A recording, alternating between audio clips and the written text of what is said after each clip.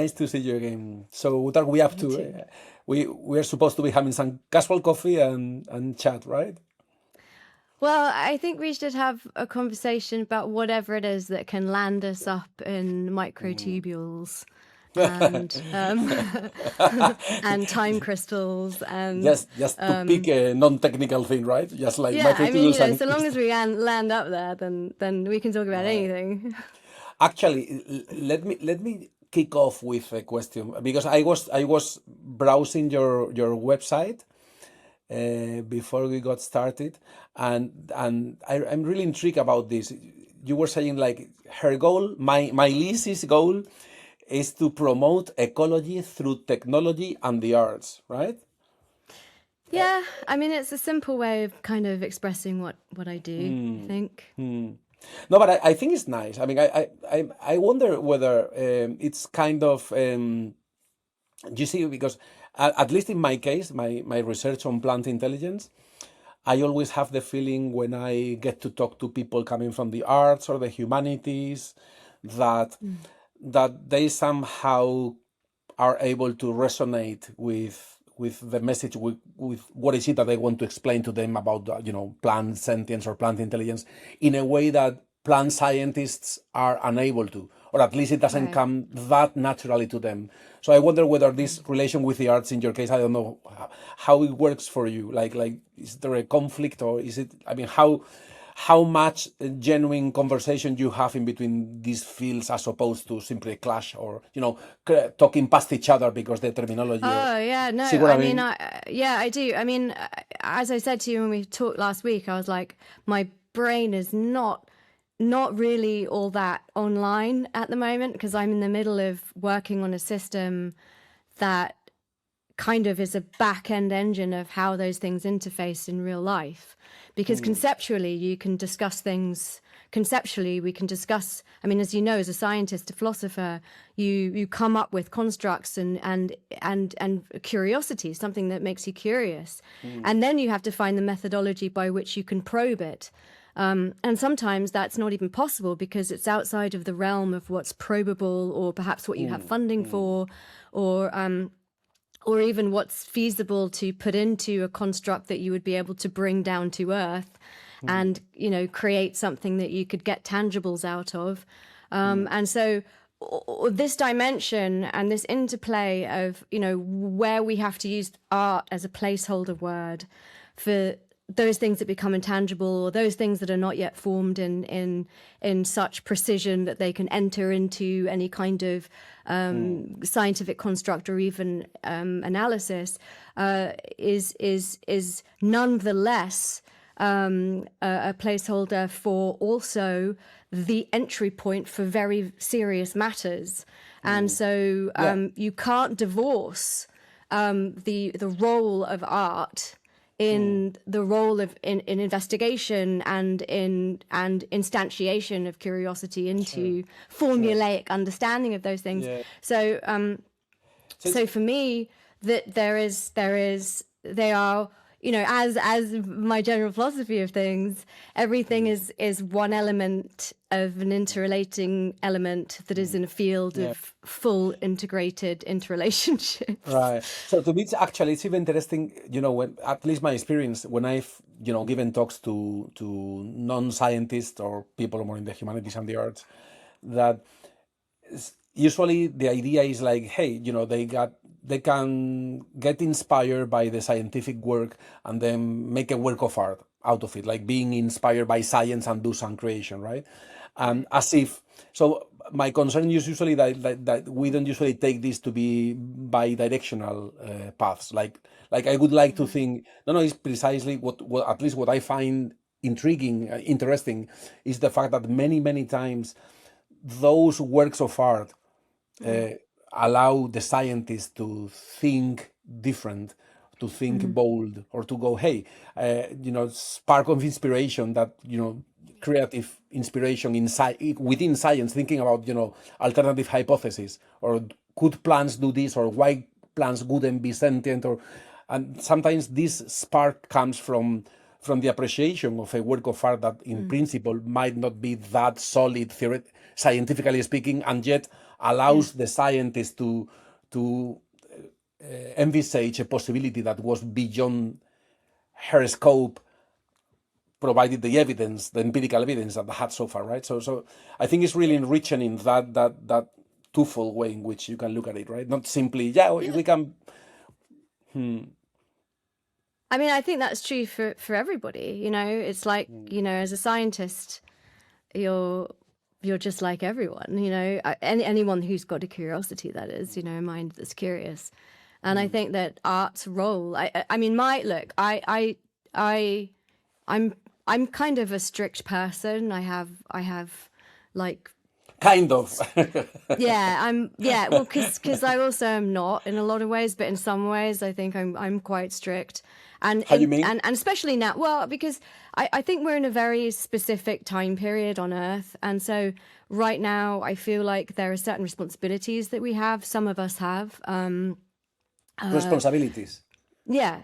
So I would put the artists have responsibility, and I hesitate to say this because I don't want to crush anyone else who's doing art for art's sake, and by all means go and do it. But for my own definition as an artist, the way you understand it.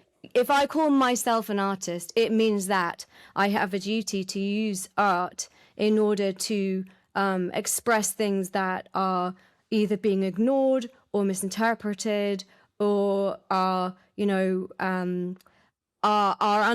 unavailable other than through artistic exposure. And so that's kind of my. I mean, I never intended to become an artist. It's just something that. Actually, I sort of thought I would be a scientist when I was a kid. It's just something that, and I don't even call myself an artist, even though technically I have a degree in sonic art. It's just a label. But I think I said to you this before, but I feel like I'm more of a facilitator, where because I work in nature, I just take nature and facilitate people's innate relationship with it by using technology, because we have become much more able to relate to technology, and we think technology isn't a function of nature. I think it is. And so basically, like, for me, it's like using those two things to, and to define, and case in point, like, I started this plant stuff over 3 decades ago. And I mean, I can't even count anymore. And it was absolutely not acceptable to have the kinds of thoughts I was having. And I mean, I phoned MIT, I phoned Max Planck Institute. I tried to get everybody. Thanks. They were like, "What? Go away, you weirdo, you young woman. Go and do the things that you should do." I swear it felt like that. And you're expected to do.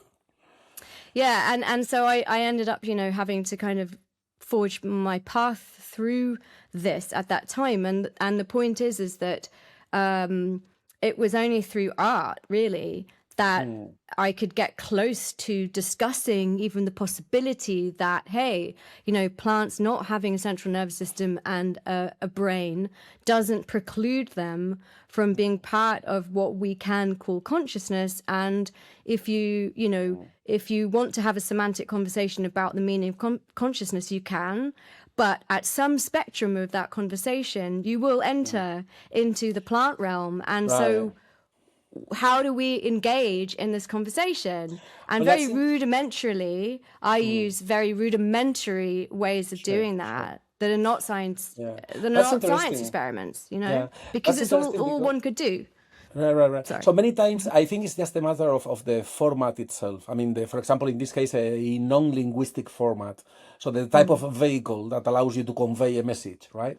So I think, at least in my case, what you mentioned about, plants, in my own case, like I could see, or I could feel that I had to be a bit of an outsider before trying to address those mainstream audiences, because otherwise they just wouldn't be ready for the message, because not because the empirical data wasn't there, which in fact wasn't there, but because they were not even ready for the type of questions that we were raising, right? Exactly. So that, and philosophy, like coming from philosophy and addressing those plant or psychology audiences, it's like the only way I found I was able to engage them, like, right? So sometimes it's funny Yeah. because it feels like it's the other. It's not, rather than you still don't have solid data, it's the other way around. It's like, no, you cannot have it. Only then, once you have like a orthodox, orthodoxly speaking, a weak entry point, you can have a stronghold, right? So which is like, oh, I that question never crossed my mind. Like when I think I mentioned to you, like, well, when we started doing putting plants under anesthesia, right? So it was the idea, like we were using like a glass bell, right? Like, and then putting the plant under the bell and with a Yeah. pad with cotton pad with anesthetic, and then the plant would absorb the anesthetic, and then it wouldn't respond anymore, right? So if we were, I remember once we were in a veterinary school because we were asking them for the animal anesthetics. So the same anesthetic Yeah. just put, a plant, a dog or a cat to sleep, right? Your pet. Yeah. And and to me, what was curious is that despite you talking to full professors in veterinary, and they had all the physiological knowledge of the role that anesthetics do play in putting dogs to sleep, or cats or cows or horses, right? Yeah. And yet the simplest idea to you, like as an outsider, the very simplest idea of why couldn't you use the same anesthetic to put non-animal life to sleep, right? To Yeah. anesthetize non-neural forms Yeah. of life. That simply wouldn't cross their mind. Yeah. And to me, this thing about being an outsider is funny because it has simply to do with textbooks. So if the textbook they did go through when they were students had Yeah. considered that very possibility, it could be Yeah. orthodox. Yeah. Oh yeah, sure, why not? But Totally. it's simply a matter of reaching your 20s or 30s, becoming a professor, a full professor, without having never encountered that type of line in your textbooks. Yeah. And then you end up teaching your mainstream textbook to your students, and that never appears. So it's like, Yeah. it's like mind-blowing, and then in Yeah. the end you say it shouldn't be mind-blowing at all. It's Right. something really normal, like, I mean, Yeah. life. So Yeah. what's special about animal life? We can anesthetize any form of life. So Exactly. that question, like the idea of, so when I ask them, hey, I understand that you have a electrophysiological story as to why the plant becomes anesthetized, and that's Right. perfectly clear, right? So you are Yeah. messing up with the membrane properties, the cell membrane properties, and then it's All not the reacting anymore. microtubules. Right. For example, yeah, you can go all the way down. I mean, Yeah. yeah. Mechanistically speaking, you can go down, Russian dolls style, that keep opening dolls, and then you always have a cause effect, right? As you dig Yeah. deeper. But to me, the question that was coming from the humanities, in my case from philosophy, was like, hey, what does it mean to come out of anesthesia? So when the plant Right. goes back to normal, when the anesthetic wears off and the plant goes back to normal, and you touch it, for example, a mimosa, like one that folds its leaves. So you don't even need to do time lapse. You can see to the naked eye because the Yeah. time scale is like hours, right? Yeah. So then you see the mimosa, okay, going back to responding after having been anesthetized. Okay, back to normal, but little by little, like kind of, dazed and confused. Like, so what does it mean to come out of anesthesia? And that question at the beginning is not even scientific. You cannot, what you said, probe it. You cannot put it inside.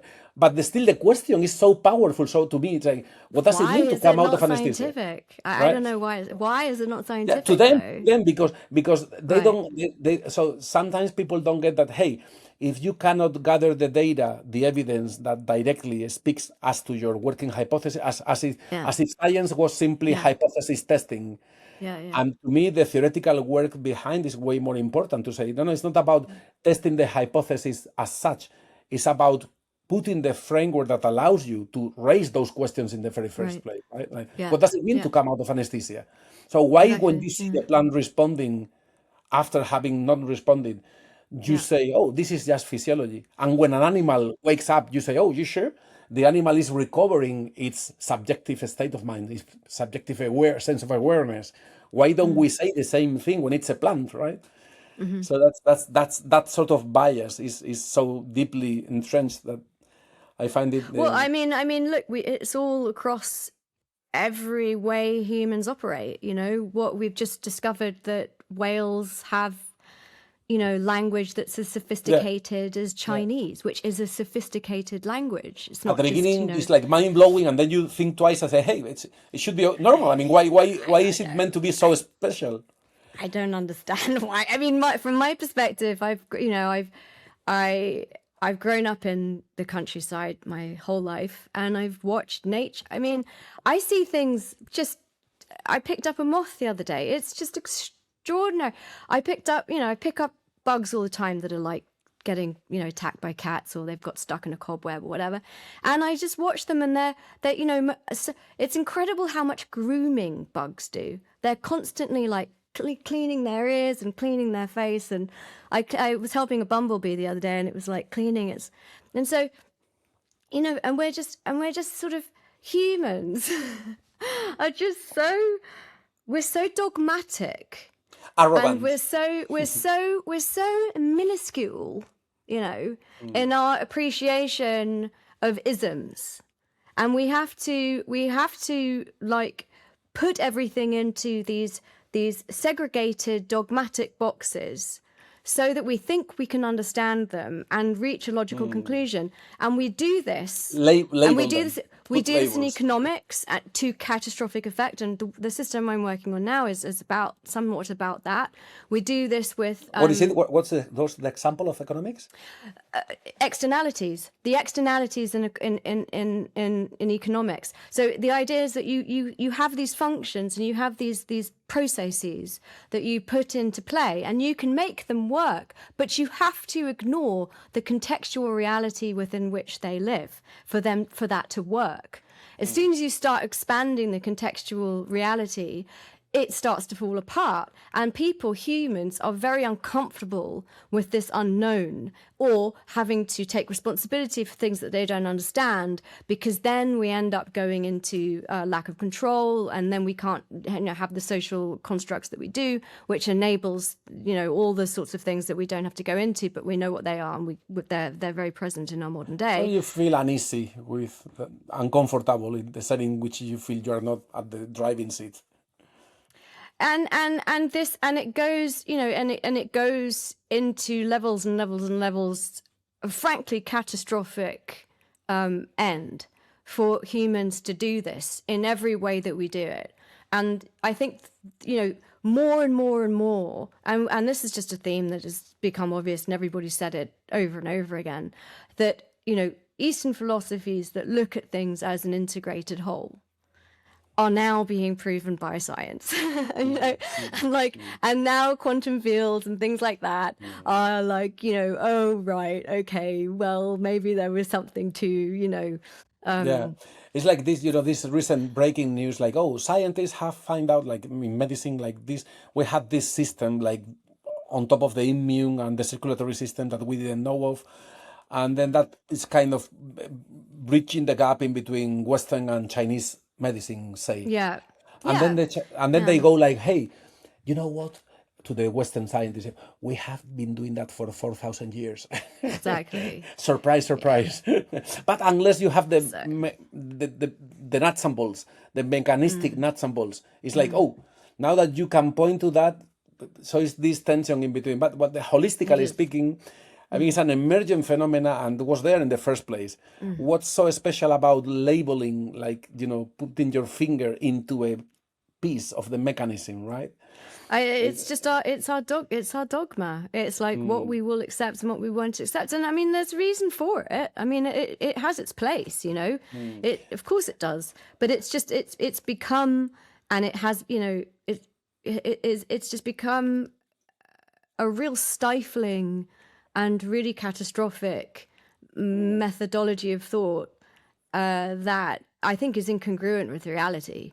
And the more that we get to probe that, whether it be through art, whether it be through innovation in science, or whether it be through, you know, a simple correlation of existing science to indigenous wisdom and ancient wisdom, Yeah, Um, but there's something funny about, you see, have did you hear this news last week about this Buddhist monk, like the robotic Buddhist monk ordered?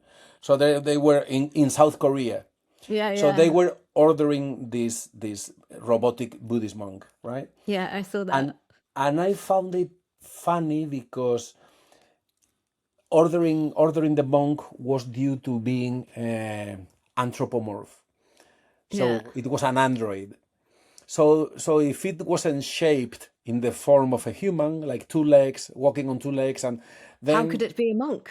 right, but it's Yeah. funny because I think I told you last week, right, that this meeting we had with the Dalai Lama in Dharamsala, in the residence in exile of the Dalai Lama. Did I mention that to you last I week? don't think so. No. Oh, that's funny because I was watching this thing about the monk in South Korea, right? Mm. And then I thought I cannot believe it.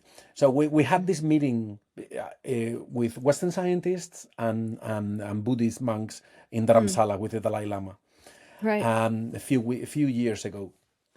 And the organizers said, hey, if you have a book or something, just bring a courtesy copy for His Holiness, whatever. So we had all these Western scientists queuing with their books with a copy for the Dalai Lama. Who and wouldn't? Yeah. yeah, and there I was with mine, with Planta Sapiens.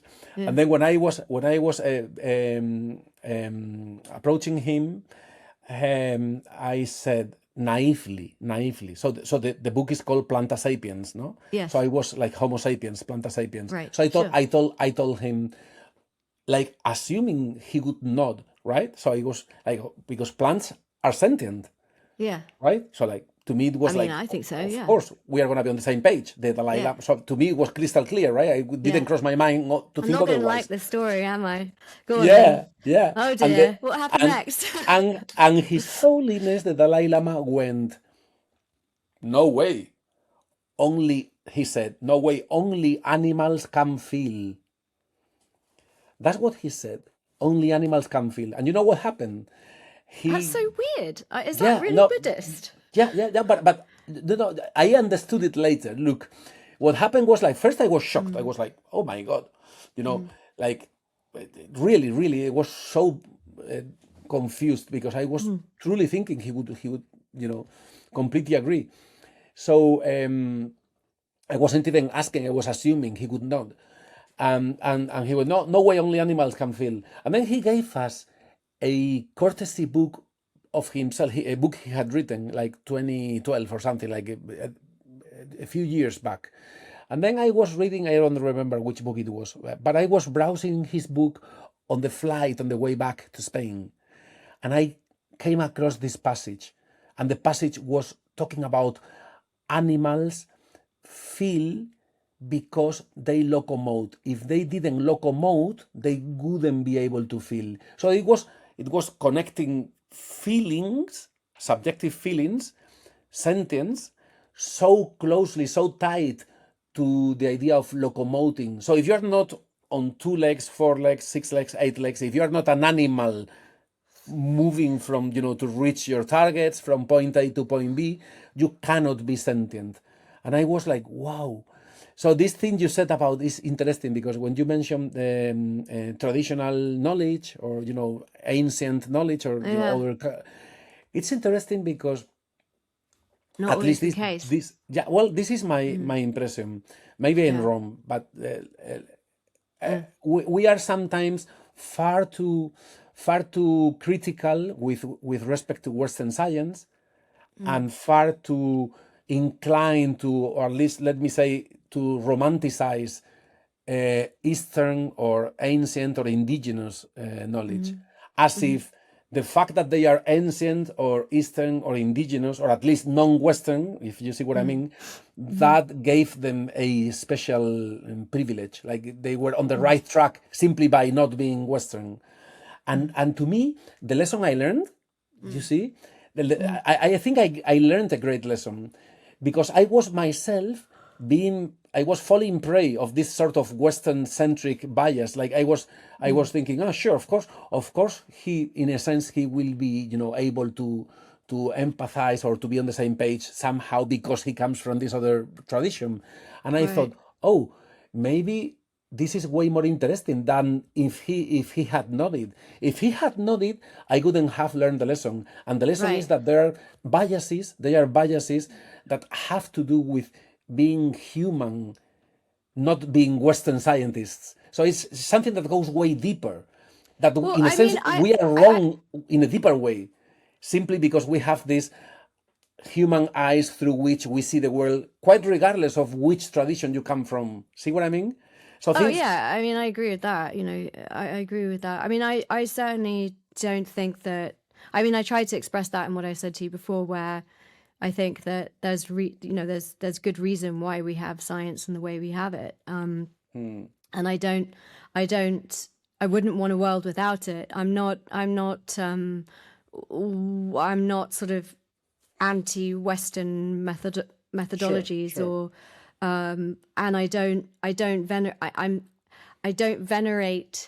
any religion, and a lot of what we know about Eastern philosophy ends up in some sort of religious context. Case in point, you brought up the Dalai Lama. So in Buddhist contexts, religious contexts, I'm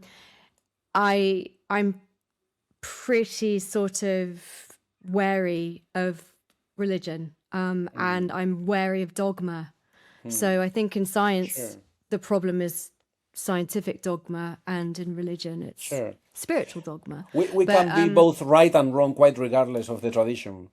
And you might be. well, humans again. It's just Yeah, our trying to manage the unknown. And before science, our managing the unknown was to place deities and to to ascribe of certain frightening events to the but wills of supernatural sure, sure. entities.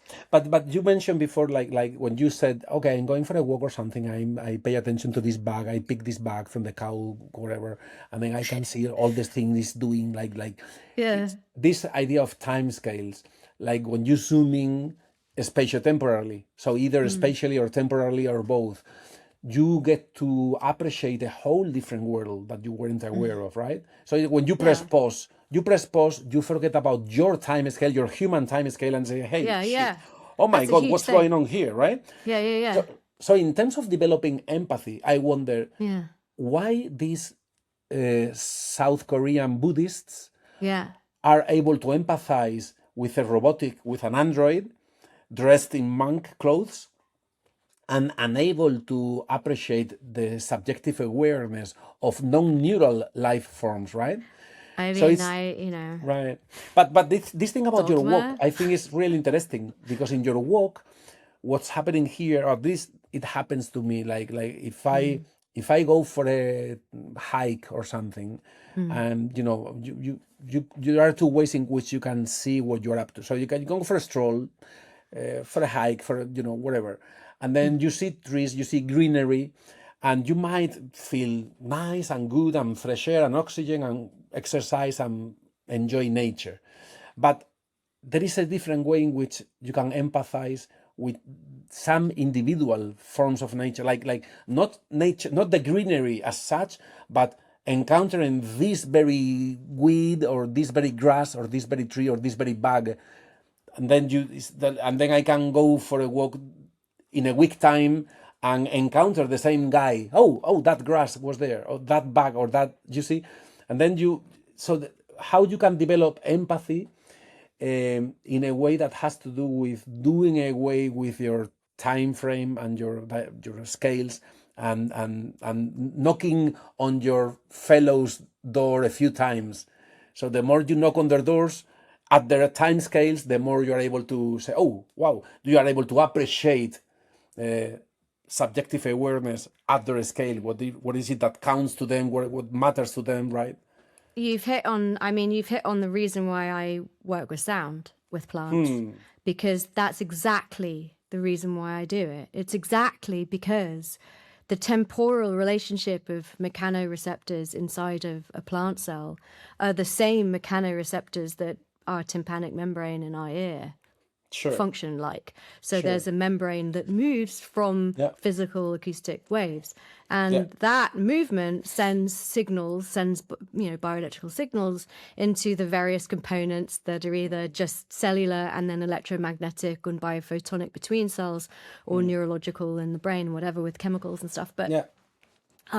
but in a form of theory, that is the bridge between perception of the living identity of plants in a way that humans can understand has a relationship to their livingness, to our livingness, in that the sound that we hear, it doesn't matter. It doesn't matter so much to the human that the sound that the plant experiences is the same to the human. What matters is that the human can experience sound in the temporal relationship the human has to sound, and that sound is an expression of the livingness of what we have, especially when I started to do this, absolutely would regard as inanimate objects.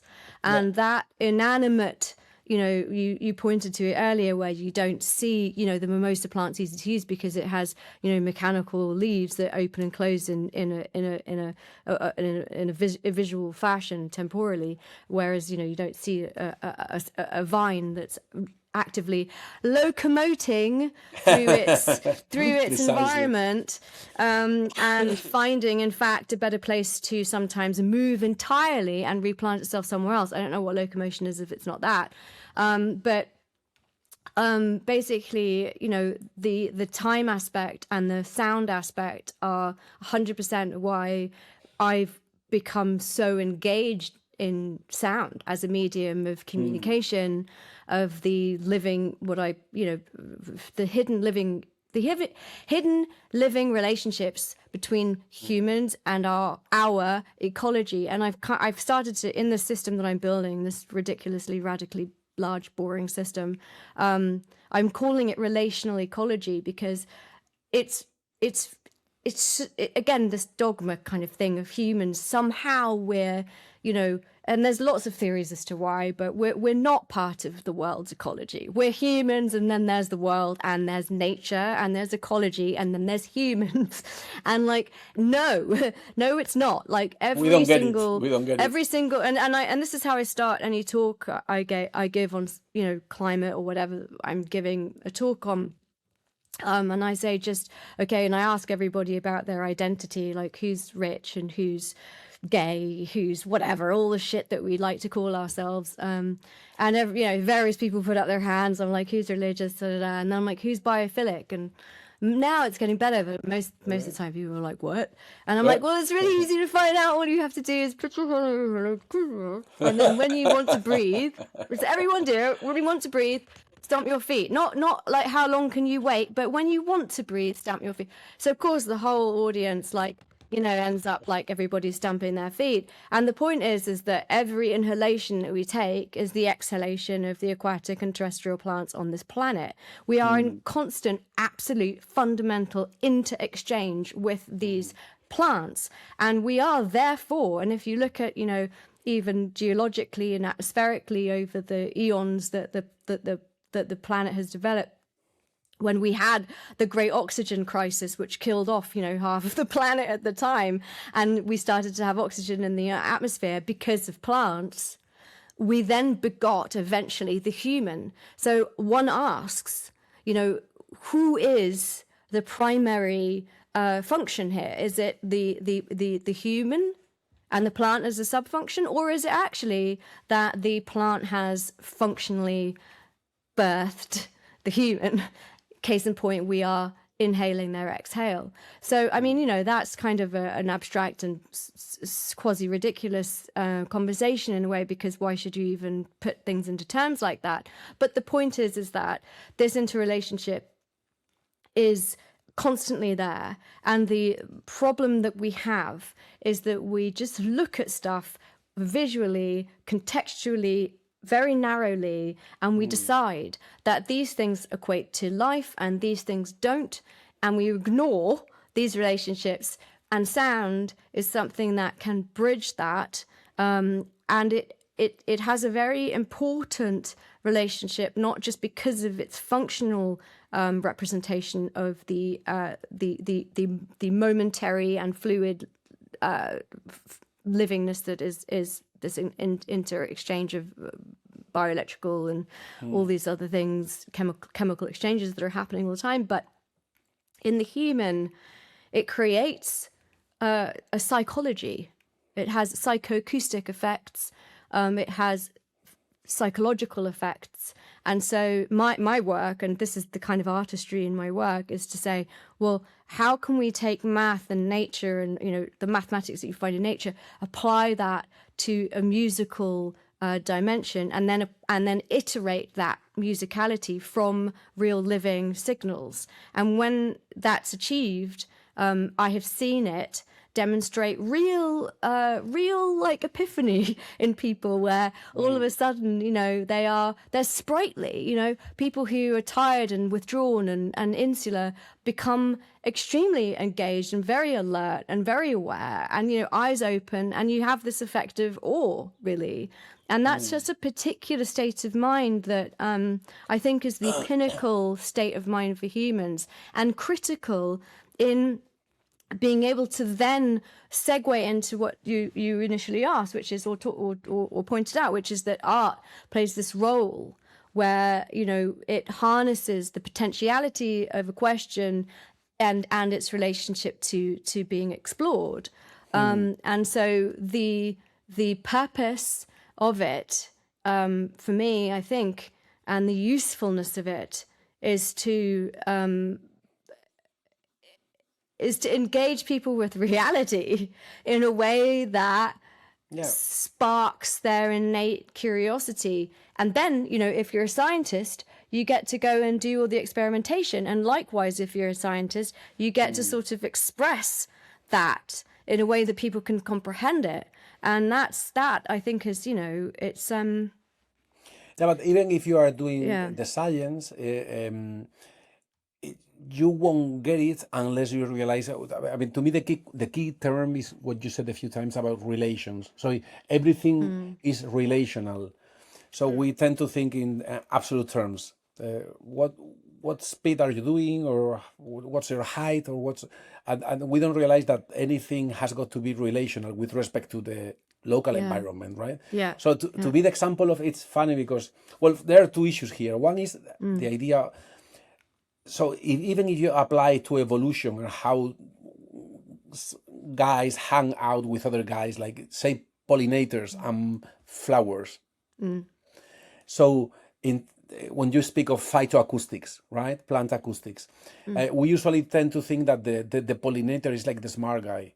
Oh, look at the pollinators. Or we think of the honeybee or the pollinator in general, like, oh, the ones doing this or doing that. And the flower, like, simply sitting there, waiting for its nectar or pollen to be taken away, right? And if everything is relational, to me, the idea is that there is not such a thing as evolution, as the pollinator evolving traits, or no, it's coevolution. So it couldn't be able for the pollinator to evolve these capacities unless the flowering plant is co-evolving in parallel these other capacities, right? So they've got to be constantly catching up with one another, right? With each other. Like when we think of the petals of the flower, like, you know, you see the petals under UV light, and then you say, oh, because again, we are animal centric, right? And then we say, oh, of course the petal has these UV patterns, that only under UV light you see the stripes, because the pollinator sees UV light, right? So you say, oh, wow, yeah, sure. I mean, that's interesting because the pollinator can use those stripes to land gently on the petal or something, right? But still we put the emphasis or the focus on the pollinator. It's the animal, the one flying, the one landing, the one taking the cargo. We don't understand that the flower, the plant itself, is engage in a dance with the pollinator. It's a dance, right? So when you say about the hairs, like being the same thing, the hairs in the plant, what many people miss is that they miss those plant sensory capacities, because we are far too used to trying to locate the sensory organs in particular. Oh, where do you have your ears, your eyes, your tongue, your nose, your fingers, right? So it's like, are your sensory organs located here or there? And in plants, we need to realize that plants, theirs is being rooted, theirs is a divide and conquer strategy. So no, the ear, we've got to think of the ear as the whole plant surface is the ear, because it's all these hairs receiving this impact of sound waves. So the whole sensory organ is the plant itself, right? Yeah. So again, even if everything is relational, it feels to me like science doesn't get there, because we are used to pressing pause and studying a snapshot. Okay, I'm gonna press pause and see, okay, what's happening here? Like a static, still picture. Say, okay, here's the pollinator, here's the flower. Let's see what this guy is able to do. But we cannot press pause, because you lose the relation. So you lose the idea of, for example, the pollinator approaching the flower and the type of information that it's being generated in the approaching maneuver as such. Again, it's an emergent phenomenon, right? So it's like paying attention to the notes and not to the melody as such, right? So it's to me, it's like a dance. A coevolution is like choreography, right? And it wouldn't make sense if you press all the pause. time. And This is probably happening all the time. I mean, this is what's so interesting about, like, I guess, putting it into the, as we did before, and maybe erroneously putting that whole like Eastern philosophy versus now quantum field and quantum mechanics, and sort of like the idea of like, being able to look at Penrose Hamoff, like the idea of, these moments where consciousness decoheres or rather the quantum field decoheres and collapses into consciousness, or something to that effect. I mean, it all of this, the whole conversation, the whole premise of existence on this planet in this dimensional, iteration, kind of has to, just like the externalities and our economics does with the functional part of our biosphere, we do the same thing with the invisible function of the unknown above the mathematics that we can quantify and qualify through electrodynamics and whatnot. And so is it not likely, in fact, that all things are in a constant state of not only, our, measurable interrelationship, but on a quantum scale are unified across a quasi potentiality, and are interfacing at all moments with the iterative reality that at all moments is in the next moment of iteration. And so not only is the physical reality in relationship in the spectrum and condensation of what we can tangibly understand here and what we see, etc., but also in the state that it's sitting in its potential. And that, I think, is like even more relevant to the conversation, because if you are just having this, just beating everybody over the head with this idea that you have to have this type of nervous system and this kind of functional brain with these kinds of synapses to generate this sort of, decision, right? It's like, am I going to make a decision? Like, firstly, you have to be able to make a decision. Secondly, you have to be aware of that decision making, and that's something to do with sentience.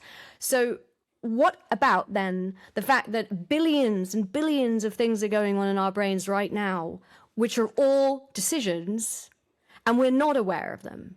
And without being aware of them, they're still iterating consciousness and sentience. Like, if it's not one and the same, which it clearly isn't, because we're sentient and those things are happening and we don't know about it, then isn't it that happening all in every living cell? Right. And okay. So I can hear you perfectly. I mean, I'm with you. I can hear you, and I see what you mean. But let me play for fun. Let me play devil's advocate. Okay. No, because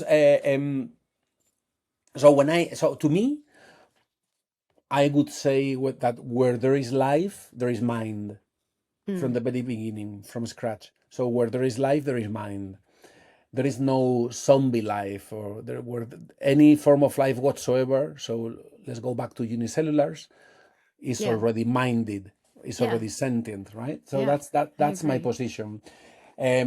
Now, How's that devil's advocate? oh, no, hold on a sec. Yeah. So yeah, well, because no, that's the non-devil advocate thing. Now, when I'm giving talks on plant intelligence, usually you always end up having people, in the audience raising their hand like, "Hey, Paco, I'm a vegan, I'm a vegetarian. Now what? Like, am I gonna feed on, sentient plants or whatever?" Um, and that I find it intriguing that they have that sort of tension when they understand that plants are sentient. But when I complain about being animal centric or anthropocentric or locomotion centric or neurocentric, like when we complain about all these forms of centrism, they come and say, "Are you not in a sense being carbon centric? So life based on carbon, why you put the emphasis on life itself? Because I said right now, where there is life, there is mind. Are you not being carbon centric?" And what you were saying about going all the way down reminds me a little bit of this sort of a slippery slope into which mind or subjective awareness or consciousness is not the property of life as such, but the property of the universe, of the physical world. So some people find that by sticking to life as such, we are being, in a sense, carbon centric. What's so special about carbon, someone might say, right? So it's a slippery slope into some forms of panpsychism. I mean, I don't. I mean, I feel that it's like most of the things I think about, there's no real answer. It's like this is stuff that we can't get to. And I don't see panpsychism, right? The opposite is like, okay, panpsychism, there was mind before. I mean, correct me if I'm wrong. Panpsychism proposes that there was mind and then there's life. Like, is that not right? I mean, is that kind of... It's everywhere. It has not to do with life itself. It's just there, and then life iterates. And then the other version is what's the opposite to panpsychism? Is Well, if you are Descartesian...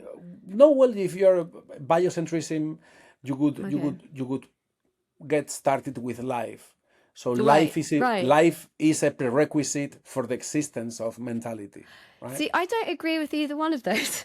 Okay, good. Like, yeah, Which is your take? Yeah, well,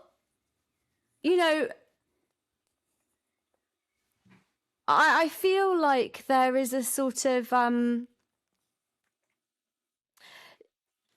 to express it clearly would be foolish because I can't, but I feel like it has something to do with emergence and coherence, and that they are very much, as you explained with the bee and the flower, a state, and that the state has a fluidity of sort of interrelationship that moves so that there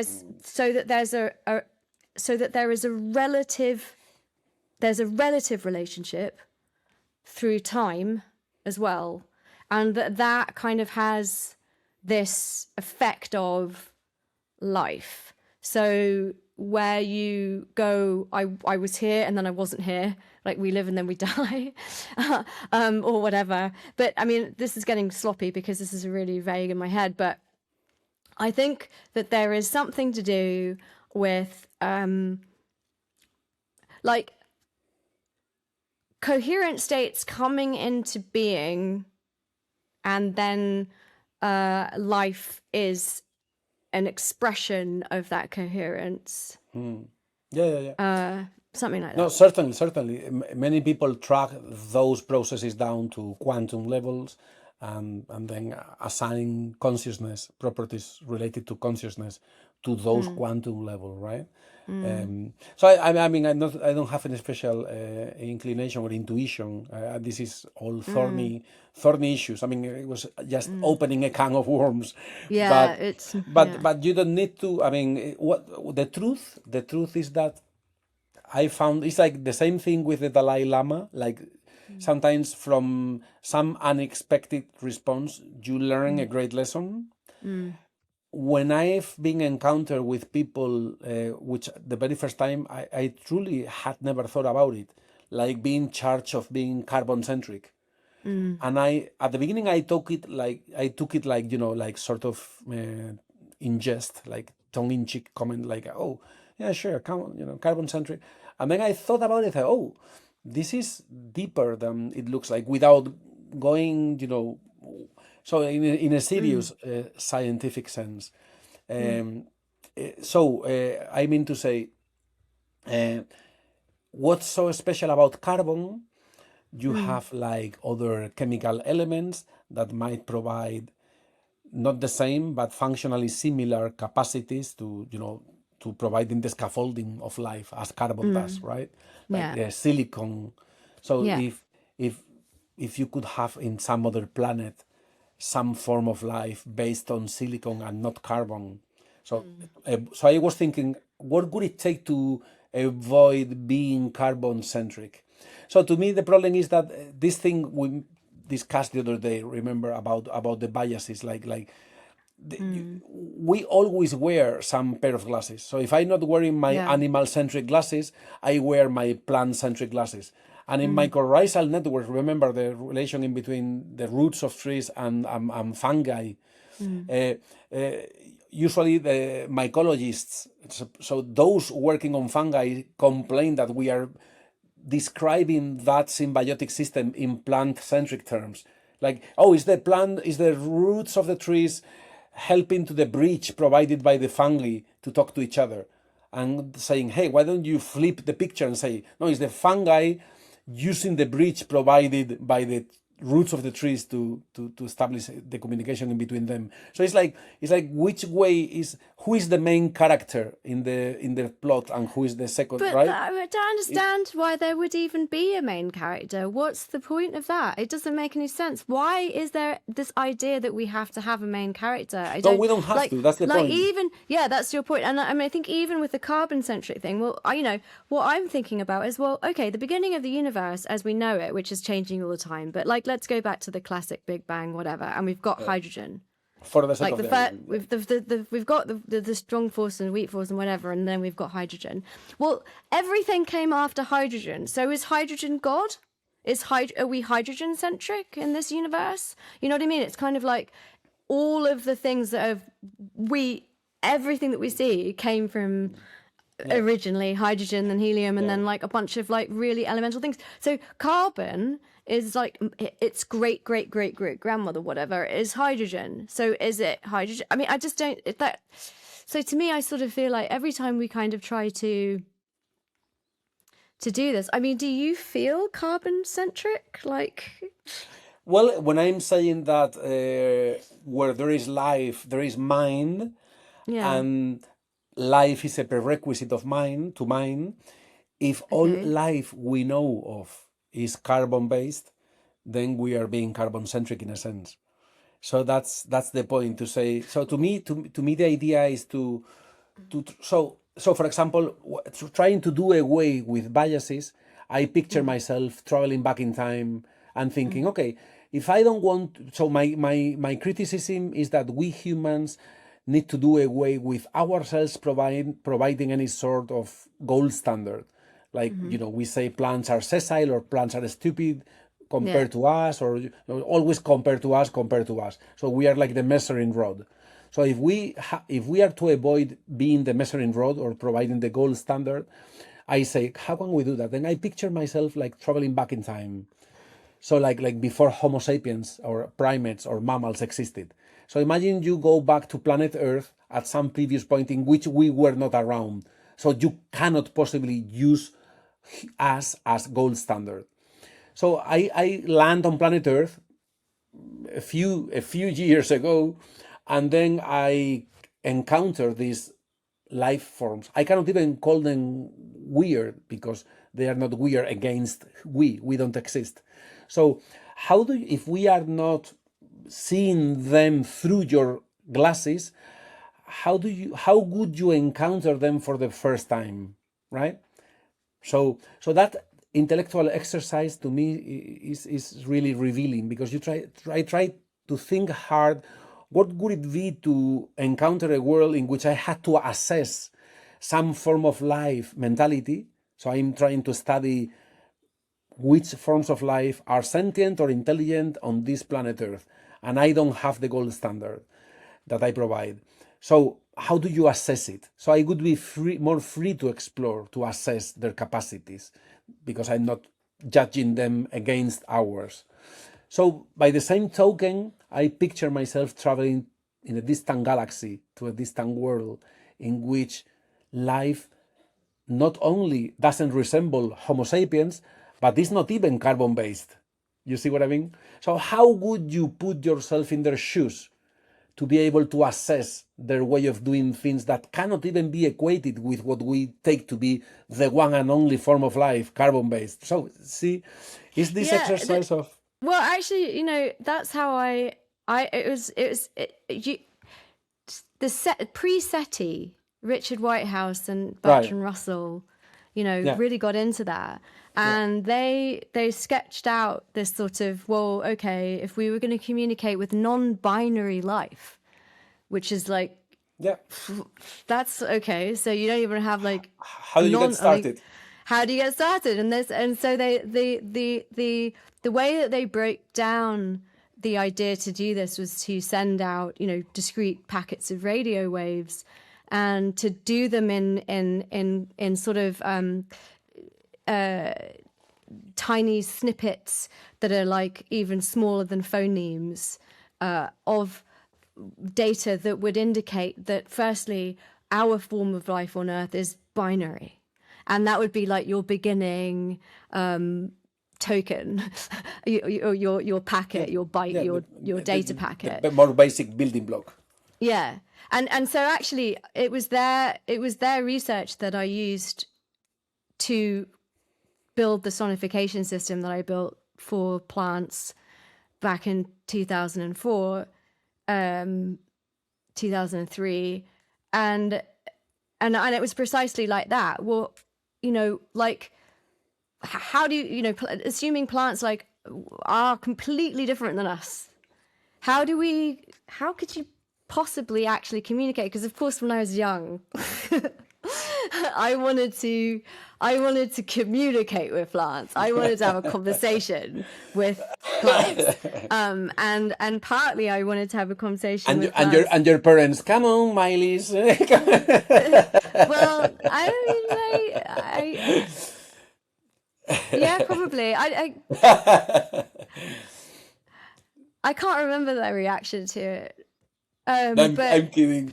Yeah, no, but it's a curious question. What did they do? But I nonetheless, like, it was that, it is that frame of mind that that I think that Whitehouse and Russell were in, exactly that. If I go to to outer space and I meet another life form, how would we appreciate the very basic tenets of our life, our respective life forms? And they could be so different, even to the level of like not even being binary. And I think that that's a really insightful thing, because it sort of echoes back to what we were saying, where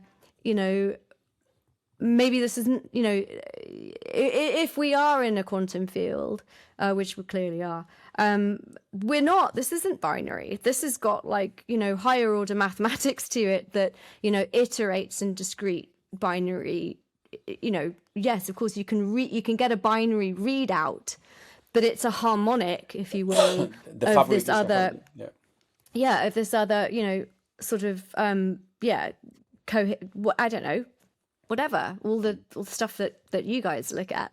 But yeah, I mean, I agree with you. I think that that's the right perspective. And I certainly try to use that in my own work, and I think that that there's that it's sort of in a way boils down to respect and the lack of respect that humans have for the meaning of other beings and creatures and the relevance of different types of sentience and intelligence and consciousness. Yeah. I mean, we seem really happy to get rid of it all and like go and live on the most like, technophilic kind of hellscape.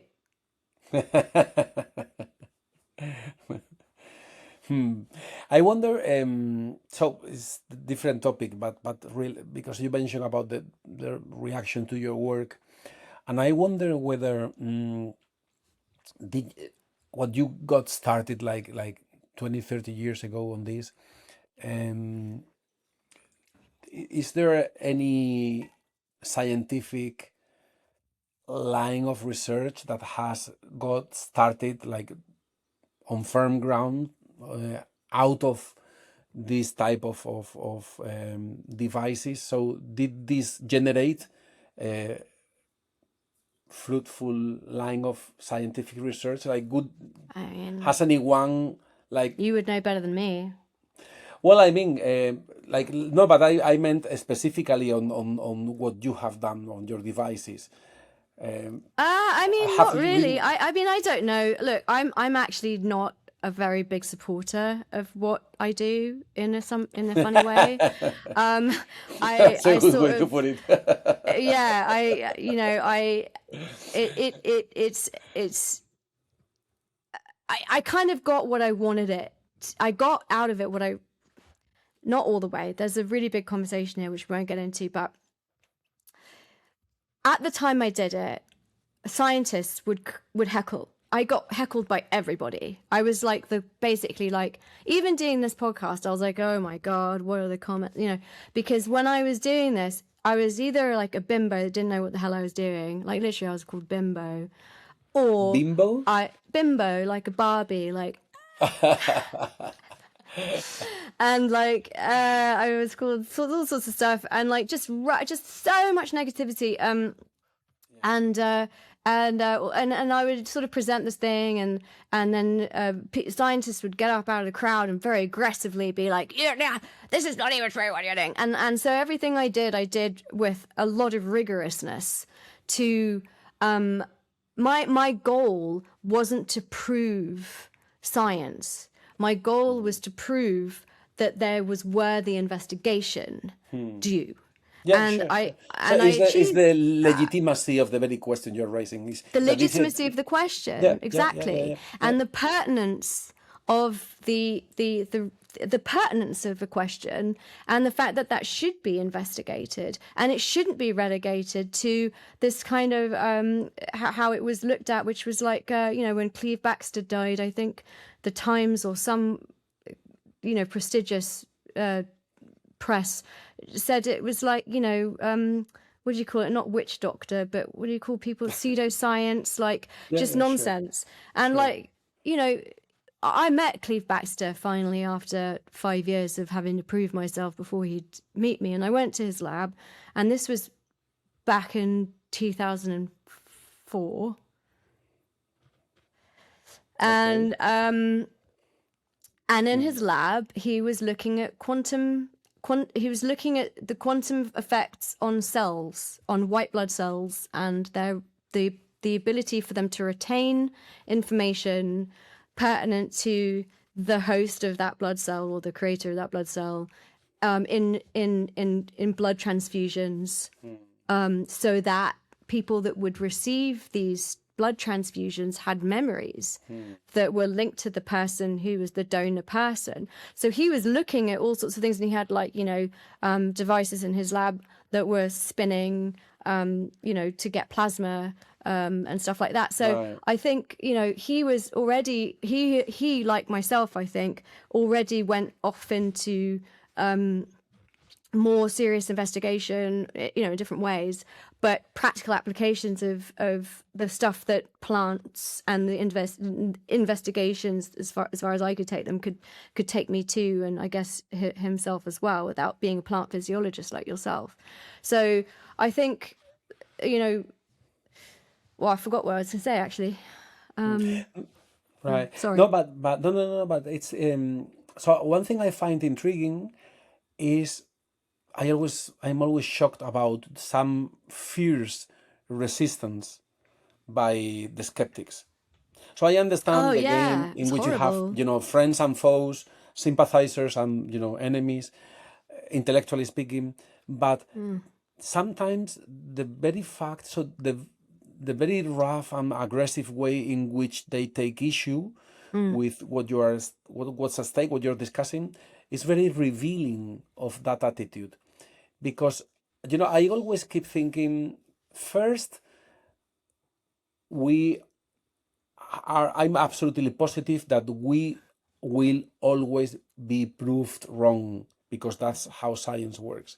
So the Earth was at the center, then bye bye Ptolemy, then Darwin came, then blah. So you have the history of science is the history of one blow after another to our human pride. And if things had to be set in stone for mainstream science at any point in time, there could be no scientific revolutions, there could be no scientific knowledge, because scientific knowledge requires that what has been taken for granted for a long time, Yeah. bye bye. And Yeah. that's going to happen to us at any point in time, right? So I keep thinking, when we have our students nowadays, 2026, and we take a good laugh at Ptolemy and say, oh my God, these guys a few centuries ago, how could they think that the Earth was sitting at the center and the sun revolving around the Earth? That's nonsense, right? Well, it's nonsense to you nowadays, but to them it was the best theory they had at the time, right? So nowadays, I try my students to think in the same terms. Hey, look, okay, are you done with taking a good laugh at our past miseries? Now, go to your best science as of 2026, the one that is now in gold characters in your textbooks, the latest Nobel Prize. So just picture yourself in 100 years' time. So what will be people living, our grandchildren, living in 2026, 100 years from now? What will they be laughing at in today's textbooks, right? So that's always going to happen. But what I cannot understand is that if that is the case, if science is always, the same process of one theory succeeding or superseding previous ones, why do we take it so personally at defending the current state of affairs? It's doomed to be proved wrong, no matter how solid it is at any point in time, because that's what science is, right? So Yeah. when I have this the popes in plant physiology, like the editor of Plant Physiology, the textbook that any plant biology student goes through during their education, or the editor-in-chief of the journal Plant Physiology. So the big popes in the field, they have gone so aggressively at discussing our work, but aggressively to the point of having published in print. So this is in print. I can say so because they have done it in print. So they have published papers in academic journals asking funding agencies to not to fund our research, and asking academic journals not to publish our work. So when someone goes that, much that can go that far into asking those things publicly, I think, how arrogant can someone be to think that they cannot possibly be wrong and you cannot possibly be right, to the point of saying you shouldn't be funding this line of research because it's going astray. So that's something that really puzzles me. Like what's, I don't know, maybe it has to do with egos, with, I don't know, but you know it's in. I mean, it's. To be honest, not that I'm not honest. I hate that saying, but So let's be honest from now on. to be frank, I I think that one of the things that's the worst thing about becoming an older human, not dying young, is the some of the things that you just can't reconcile about humanity, and having to carry these irreconcilable issues around in one's own being, and the burden that not only the knowledge of the sort of I'm trying to choose my words not to be offensive. Well, if you don't find your words, be offensive. I mean, I'm really good at being offensive when I want to. So, but I mean, the gratuitous stupidity Okay, that's that a polite way to put it.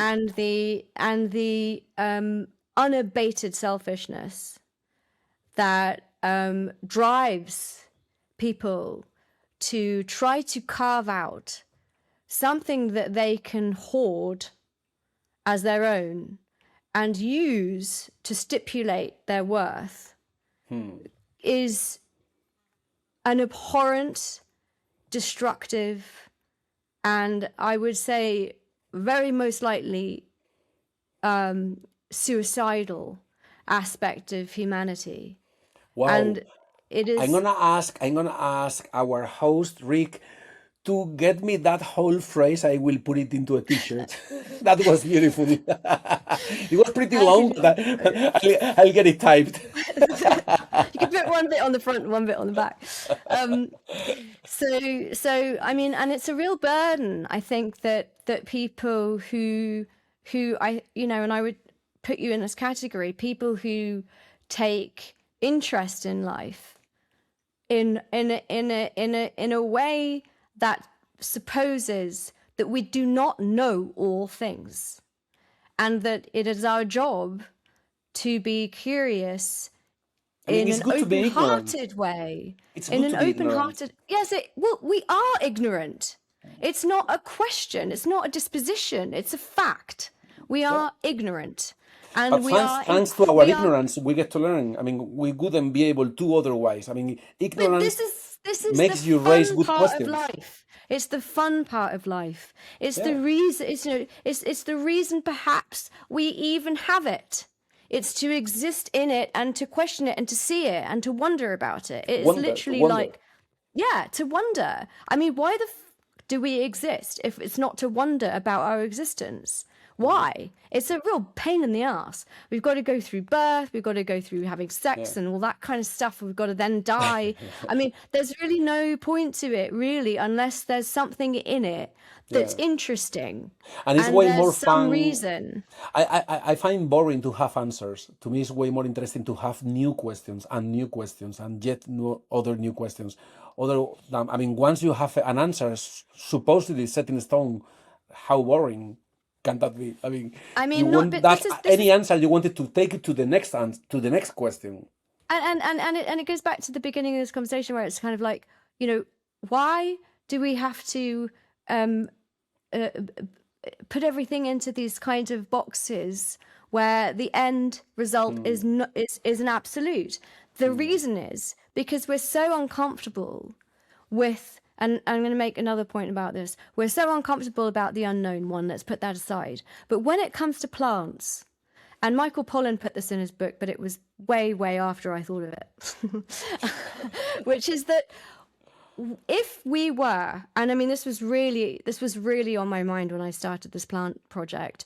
If we were conscious of the types of consciousness and the interrelationship and the right to life that plants would have if we understood their sentience, etc., the extractive economic reality that we live in would come to a screeching halt. Would it Probably not, because we think, we won't go so far as to think that they're more sentient than cows, unlikely, and we still treat, animals disgracefully. So would we fellow change? humans. Maybe not. But there is a real economic incentive. There's a real structural incentive. There's a religious incentive. Every type of dogma, whether it's people that get funding by, not advancing technology or science, or whether it's people that do, whatever. All of it is like, that leads to somewhere where we have to have respect, we have to have an acceptance of our ignorance, and we have to have responsibility. And those are things that people don't like. So people are always going to be around the corner, disparaging, bringing down, trying to stop things, because those things are just merely just uncomfortable. And that, to me, is a burden of being older, and just repeatedly seeing that happen in contexts that are, that have led us to this critical state where we may not get out alive. And it's all because of the petty, thumb sucking that people do about anything to do with stuff that they might not be able to stick their big foot in. And that's what I have to say about that. And I'm sorry that that's happened, and it's wrong. And but you're not alone. I mean, everybody in this field has had that happen. Everybody, Sure. All the people that were my predecessors that taught me that this is even possible, had horrible experiences in the scientific realm. Chandra Bose, I mean, look at what happened to him. So it was all, you're just now, I think you can safely say, part of the pioneers, and that's what happens to pioneers. So you make a fucking badge. That guy is probably not a pioneer, and so that's a problem. Yeah, no, well, if you are making some people feel uncomfortable with what you are doing, that's in a sense is good news. It's it's difficult. It means something. I like. Maybe I don't know how. Yeah, we've been already for an hour and 20 minutes or something. But I don't know. Maybe just one thing. I think we're getting. I have questions for you though. Yes. Oh, okay, good. Yeah, no. I was just wondering.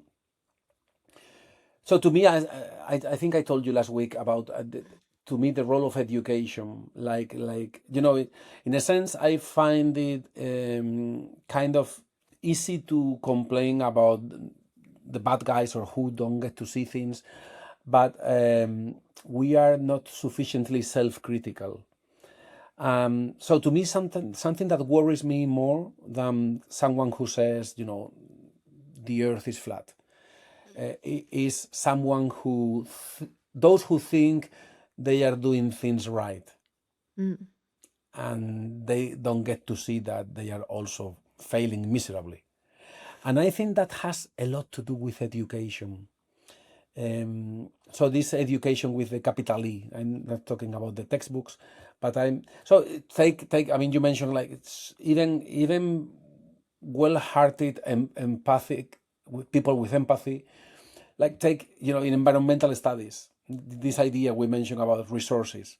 Like even if in environmental studies people still talk about resources, and the discussion simply boils down to which way to exploit our resources. We should exploit our resources thoughtfully, wisely, instead of saying, hey, hold on a second, can we stop calling them resources in the first place?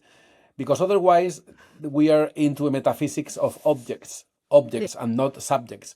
So plants are not objects, they are agents, subjects. If that is the case, point number one is that, hey, we cannot simply discuss which way to exploit our resources. It's like I find it funny, like when you say, hey, should we respect them because we need their oxygen? So does it mean that if we didn't need their oxygen, we could just say, okay, we wouldn't give a damn because we just don't need them?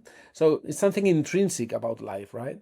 And in any textbook whatsoever, or even people who are trying to do things right, when they use those words, I think, oh my God, this is like what we mentioned about the Dalai Lama and not just Western scientists.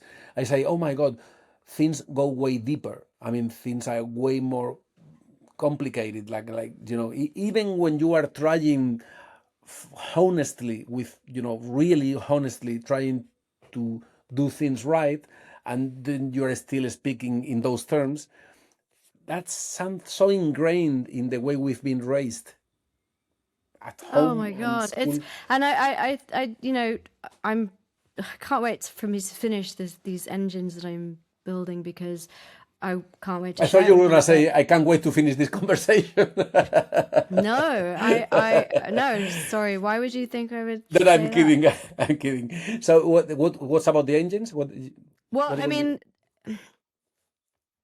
I just wanted to sort of echo what you said about how, when we think we're doing good and we're still putting these, these words, and it's so deeply ingrained. And I studied environment. I did take the first environmental science AS that was available in the British education system. It wasn't Right. an A level. They didn't offer it.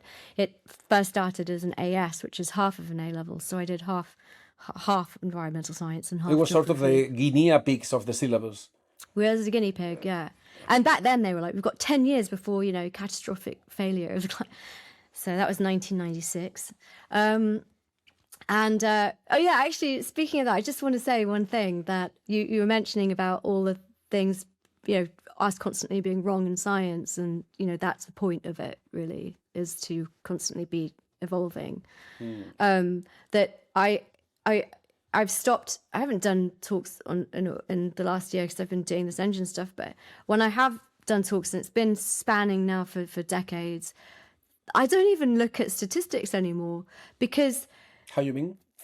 well, I used to sort of bring up, like, this is the rate of extinction, this is the Oh, I rate see. of, I see. pollution, these are the countries that have produced, this is the sort of, I don't Yeah. even do it, because there's only two things that have been constant.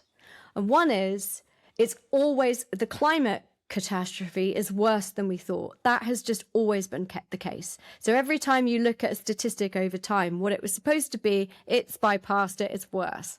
That's a constant truth. The other one is that nature is more intelligent than we think. Every single time we've thought one thing about nature, it turns out to be more intelligent. So these are the two truths that I've found over the years. Anyway, back to the point. So The corollary is that we are not that important. the We humans. corollary is that like, yeah, is like, we don't know shit. We can't model the biosphere, and we can't figure out how to get correct assessments of our impact on it. We don't understand it enough to be able to do it, and we don't have the computational facilities to do it. We get it wrong. The other thing is that, case in point, the reason why is because we don't understand nature. So, and I hate using that word, whatever. We don't have a clear-eyed view on reality, so we can't predict it. And that's just fucking true. So anytime we sort of go, oh, you can't study this or you can't study that, you're like, on the basis of what empirical evidence do you have that one or another thing shouldn't be studied? You don't usually. So I think it's just Oh, it's it's a always a real leap of faith. I mean, fucking, like, it's kind of you're gonna have to beat me, right? Anyway, but the thing, this engine thing that I've been building, yes, so I studied economics and environmental studies back in the mid late 90s, and I spent my whole life working in this weird thing of plant what now is what I termed plant music, which I really regret. It was a very naive and stupid thing to do, and I didn't realize that people would turn it into the gimmick, and we won't go into that. yeah. Anyway, I see what you mean. I entirely see what you in mean. biogenerative sonification aesthetics, biogenerative aesthetic sonification. Okay, so I've had a whole world in that, and parallel to that, I've also worked with my father on hydrogen fuel cell systems, and the implementation of them in communities for waste to energy systems, what I call biophilic utilities. So I've seen a lot to do with economics through the lens of the energy industry, the extractive energy industry, trying to move out of the extractive energy industry. And I've also seen a lot of stuff through this, like, art view of, like, can we move past, anthropomorphic anthropomorphism, where everything is either as an equivalency or a lesser than human, blah blah blah. And even with that, with my whole life being involved in those things, this engine that I've been building was it was very difficult. It's got to some of it has to do with conservation. So not in the traditional word of conservation, but actually what I'm more terming is to do with having a thriving state of nature. So biomes in their state of nature, but in a state of nature that is in the thriving version of that, not a degrading or not a like flatlining, but a thriving state of nature. And so decoupling my own tendencies towards capitalistic extraction was illuminating. So even me, who's been kind of really acutely aware of this for my whole life, I fell into the trappings that you pointed to. It's pretty far from using nature as resources. I'm well past that. But it's still incredible how that niggly little worm got into everything. And I felt like if I can animate, what it was like to try and rinse my thinking, it was like there was a field of other ways of thinking, and they were like balloons, and like a string would come down, and I'd have to like grab it and to synthesize it and put it together into the system, I'd have to like hold this thought, this like balloon or this like way of thinking with this one, and like try to pull them back and reconstitute my sense of my sense of reality, really. And it was fascinating to me. So I echo your point. Like education is even as an environment, it's dogmatic. Yeah, well, the learning process by default is always going to be like that. I mean, you always have to unlearn to keep relearning. There is always some unlearning to be done, even though you are shifting paradigm. Yeah, and I think I mean I don't know, like and I want to get on to asking you some questions because we've got a little bit of time, but this is part, the education thing is very serious, and that's why I've built these. I have a project called Orbia, which I put into schools, and actually I did one in Bhutan, and there was there are these hybridized ecologies inside of domes, and there's a lot more to it, but very briefly, that's what it is, but a Bhutanese guy came in and he said, "Oh, this is amazing because this actually brings into awareness our Buddhist comprehension that all things." He sort of explained it like all things have a status of life, and he thought it was actually quite revealing on that line. So I don't know whether there's like discrepancy in Buddhist understanding or whatever, but he was quite aligned with that. Anyway, the point is that experiential education of nature, I think, is I have seen is critical, and that's why what I do at the moment is so engaged in non-ageist education, because we all need it through our whole lives, is reintegration with ourselves as in a relational ecology. So I just agree with you. And anyway, but I want to ask you, like, how did you end up becoming you? Like, what led you to end up, thinking these things and working in plants, and like, what? I have two questions. So that one, and the next one is like, what is the weirdest, most confusing thing that you are trying to figure out right now? Wow. What a question. The first one, what a question. The second one, what a question too. So let's get started with the second one, which is, Okay. is slightly easier. What we are up to, like, you see, well, we are working on a number of projects at the moment. One is easier to grasp or to get hold of, make it more tangible, which has to do with jet lag, right? Oh yeah, So, yeah. so jet lag in plants, right? Because Yeah. I always say, look, if you cross the pond with your pet on your lap, you get to New York, and then you say, oh, my pet is got to be jet lagged, right? I mean, we changed time zone, it was time for lunch and now they're having breakfast or whatever. So we are both equally, dazed and confused or something. So it's easy for you to empathize with your pet, your dog, your cat, or you name it. And I'm pretty confident that any pet lover would be crossing the pond and thinking, hey, how are you? Are you doing okay, or are you the way I am? No? So jet lag is something that comes with us. Like it's easy for us to understand that other forms of life will be jet lagged if we all of a sudden we both cross time zones. Now, if you had a plant on your lap, a potted plant on your lap during the same flight, it's impossible that you would ask, oh, how are you doing? Are you jet lagged? Right?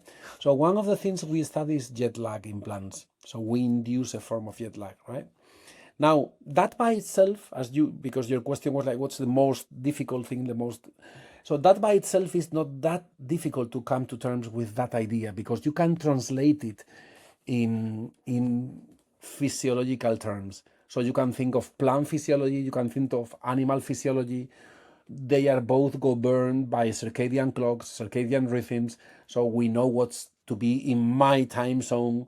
We know what's to be shifted when you shift time zone, or So we can picture, in a sense, what is it like to be jet lagged from somebody else's perspective, right?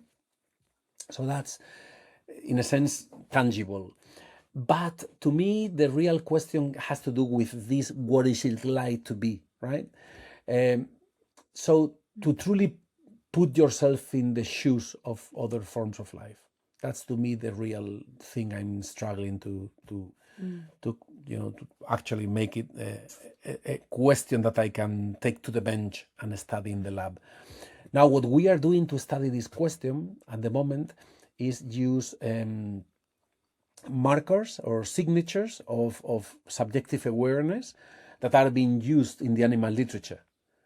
So like you have animal scientists saying, hey, what is it like to be a lobster, to be a honeybee, to be a cow, to be, So when you study animal consciousness, of course, you cannot read their minds or you cannot put yourself in their shoes, but you help yourself to some indirect measures, like markers. Like you say, hey, if these guys are doing this, that's a good indicator that they feel, that they are sentient creatures, right? And some of those signatures are enhanced forms of learning. Like if you are, if your behavior is driven by your past experiences and you are integrating many different sensory channels, so you are monitoring what's going on around you from many different sensory channels in such a way that you need to integrate all that information in order to provide a response that is globally adaptive. So if animals need to be, meaning making, understanding what's going on in order to produce a response from their vantage perspective, then we are closer to seeing, hey, what is it like to be a dog? Oh, to be a dog, it's like, integrating those sources of information. This is what matters to them. So to try to understand the type of meaning making that they engage in, right? So to me, that's the most difficult thing. When I walk in my orchard here in my house in Murcia, we have this orchard with, orange trees or olive trees, like Mediterranean orchard. So I walk in my garden and every time if I go and pick an orange and look at my orange trees, I truly think, what is it like to be you, scientifically speaking, trying to understand it from the perspective of those same markers, those indicators. So how can I put it this way? How can I customize the type of protocols being used in the animal literature to be able to gather information, to be as close as I can possibly be to putting myself in their shoes without anthropomorphizing them? So I don't want the cartoonish version of, I'm the orange tree. No. To truly put yourself in their shoes without anthropomorphizing them. That's, to me, the most difficult question I'm encountering at the moment, right? And now going to the first question, how did I get here in the first place? Um, if I told you that I had the plan and everything was like written, it had the plot, and okay, I'm gonna do A, B, C in order to get to D, I would be lying, right? So I like to think that you are not at the driving seat, I'm not at the wheel, and things do happen to me. I'm more like feel like a leaf blown by the wind. I'm moving from one place to another, right? So I first started studying telecommunications engineering, and I quit it after a year because I was spending the day reading philosophy books while doing engineering. And think it's funny because nowadays, as of today, 2026, I still don't have a cell phone. Oh, yes, that's true. So I never had one. Amazing. So imagine how wrongly footed I started by studying. I'm talking late 80s, studying telecommunications engineering. If 30 years later I still don't have a cell phone, so clearly it wasn't my cup of tea, right? Yeah. Now, turned out that philosophy wasn't my cup of tea either, because I ended up doing a PhD in Glasgow, in Scotland, in cognitive science, so the philosophy of cognitive science. But that wasn't my cup of tea either, because I moved to San Diego, UCSD, to write my thesis there, like a Fulbright year, like a write-up year, and that was the time when there was all the haze about the I'm talking late 90s, like the artificial neural networks. And San Diego in those days, like UCSD, was the mecca of artificial neural network modeling, right? So I changed again to yet another cup of tea. And that was like, oh, this is I enjoy doing that. And it was like, think about it, it was artificial neural networks is parallel distributed processing, so decentralized, getting closer to plants, decentralized, everything is fully distributed, superposed, no one is at the wheel, things are emergent, so that sort of thing, right? And still at the back of my mind was this thesis that was driving my PhD, was the idea that I had the feeling that I had to do away with representations and computations, like understanding the human mind couldn't have to do with trading in representations and things in my head, like this sort of Cartesian theater. I wasn't, happy with those sort of metaphors. To me, they didn't explain anything, right? And then I realized that I moved from artificial neural networks into plants precisely because all the efforts I could see at grasping the human mind always resorted to either studying ourselves, like we humans, either as adults or through development from childhood, or those guys closer to us, like primates, mammals in general with a neocortex. So, and then I thought, hey, why don't we go the other way around? Because instead of trying to understand the human mind by studying, checking out what those guys that are closer to us resemble, what do they do? I thought, maybe if we go the other way around to those that are farther apart, the one that resemble us the least, then maybe we could be after something that lately I've been calling this, because I like the metaphor, like the master key. My question is, what is it that unites us all in the tree of life? From bacteria, from unicellulars to Homo sapiens, what unites us all in the tree of life? And to me, I had the feeling that if you find two species that are very close together and they share something, that's not that big news, because sure, I mean, it's something that you two guys are, hanging out with each other and you both go for beers. But if you are talking to a bacteria, to a fungi, to a protist, to a plant, and you don't quite go to the pub with those guys for beers, what else do you guys do that we can speak the same language? What is it that unites? What does unite us all in the tree of life, right? And that is to me the best way to go to see who looks more dissimilar to us, and let's find if there is a common denominator, right? So that took me from artificial neural network, which is parallel distributed processing, to, oh my God, plants are the perfect biological counterpart, because it's biological parallel distributed processing networks, like massively distributed, fully decentralized systems, and yet there's something they've got to be doing which is quite right. So people say, in fact, a professor I had in those days in the 90s at UCSD used to say, oh, plants can't afford to be stupid. Being rooted, they can afford to be stupid. And I was like, hey, hold on a sec. It's precisely the other way around. Like, if they haven't gone extinct, if they are passing their genes and are here with us today, despite being rooted, they've got to be doing something fucking amazing, right? So they've got to be that smart to keep passing their genes despite being rooted. Again, that was the bias of locomotion. What's so special about locomotion? So plants being rooted, being sessile, and being here with us, I thought, this is the way to go, right? So that's where we are now, trying to find what unites us all in these questions that to me is, for example, meaning making, sentience. So a first person perspective. So any form of life cannot simply behave reactively, like catching up with whatever is going on out there. They've got to be behaving proactively, anticipatorily, foreseeing what's gonna happen. Otherwise, you could lose the game in the end, because you cannot constantly catch up with contingencies, right?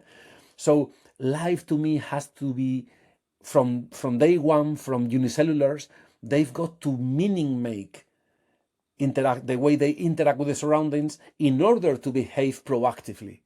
And that's what I think is the key, the master key, right? And that's the entry point to sentience. Sentience relates to life. This idea was, where there is life, there is mind, because where there is life from day one, from square zero, you have to be in the business of making meaning out of the way you interact with the surroundings. Because any pre-programmed routine coded in your genes is doomed sooner or later, because things change, shit happens, and then you cannot cope with uncertainty unless you are ready to change gear. So changing gear is what unites us all. Being able to change gear. Wu Wei. And here I am. Time flies. Now I'm closer to retirement than when I got started. Well, I mean, it's no wonder that not everybody wants you to get funding.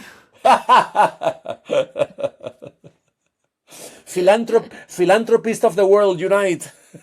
Well, I mean, this is the engine. I'm trying to establish something that will help all of these things, because one of my pet peeves is that, you know, the right people are not getting the right money.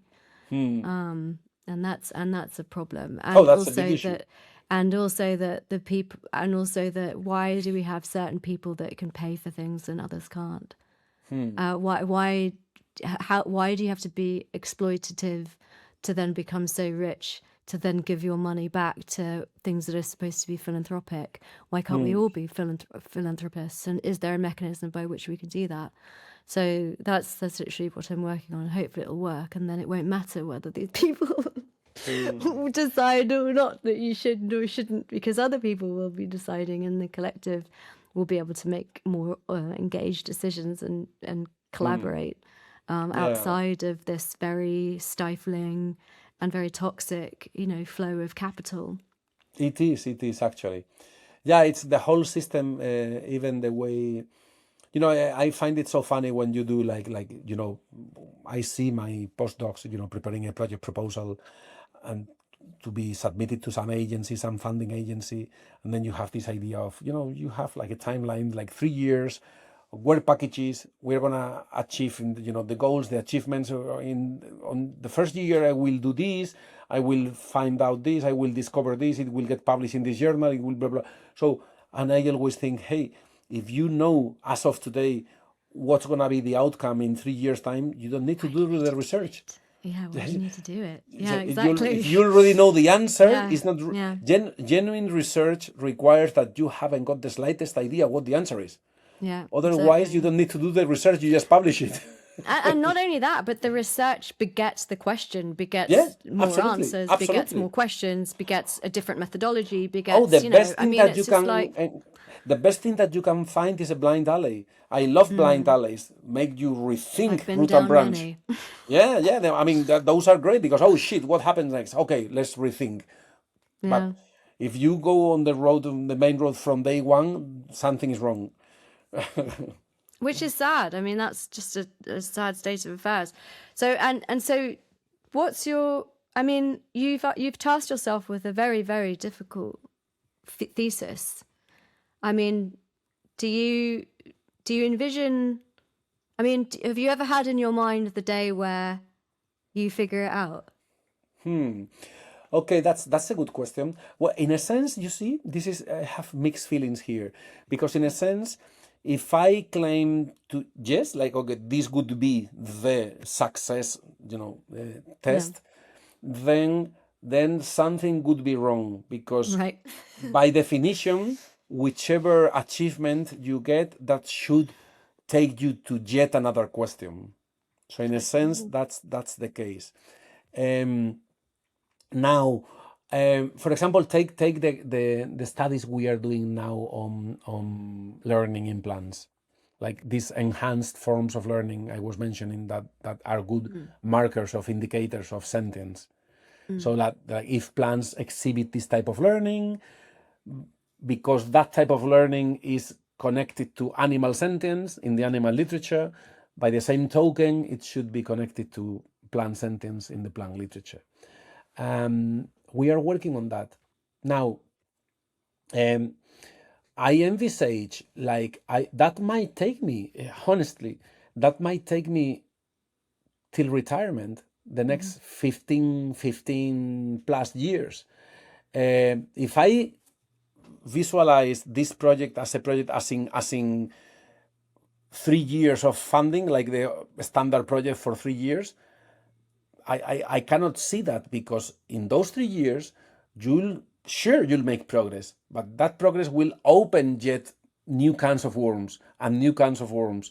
So to me, but that's not a failure. To me, that's the real sense of achievement in science. To me, science is the way to understanding this that way, right? There is another issue, which is this positive publication bias that we have in academic publishing, like only positive results, positive evidence gets published. So if you have a hypothesis and it gets falsified, that goes under the carpet. You don't publish that. Journals don't like that. The journals only want the breaking news. Scientists found that X, Y, Z, right? But nobody wants to read the breaking news like scientists found that this didn't happen, right?